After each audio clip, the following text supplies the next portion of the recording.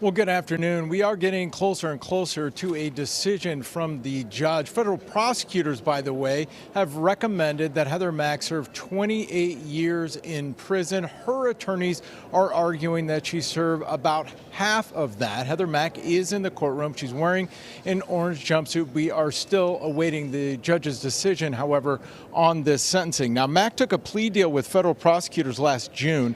In 2014, Mack was convicted in Indonesia of helping to murder her mother, Sheila von Wiesmack, with the help of her then boyfriend and father of her daughter, Tommy Schaefer.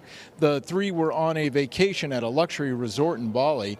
Prosecutors say it was Mack's idea to kill her mother to gain access to her $1.5 million trust fund. Prosecutors say Mack covered her mother's mouth while Schaefer hit her with a fruit bowl. The two then stuffed her body into a suitcase and left it inside a taxi cab.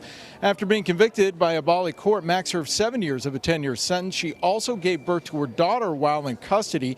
Schaefer is still there, serving an 18-year sentence. He has charges waiting for him in the U.S. when he does get out.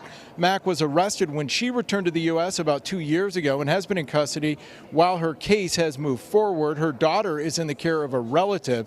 Her attorneys will argue that she was just 18 when the murder happened, and she's already served time for the crime overseas, as well as being a victim of her mother's abuse. A counselor who saw Sheila and Heather told the judge this morning Sheila isolated Heather and didn't show her love and used racist language. Sheila's brother addressed the court and called those abuse and racist allegations ridiculous. He told the judge his niece is a lying manipulator and a morally reprehensible person who has shown no remorse. He thinks Heather should spend the rest of her life in prison.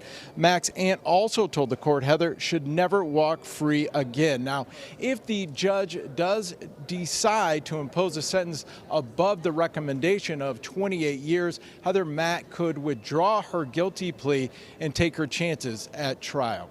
We're live at the Dirksen Federal Courthouse. I'm Eric Rung, WGN News. All right, Eric, thank you. More to follow.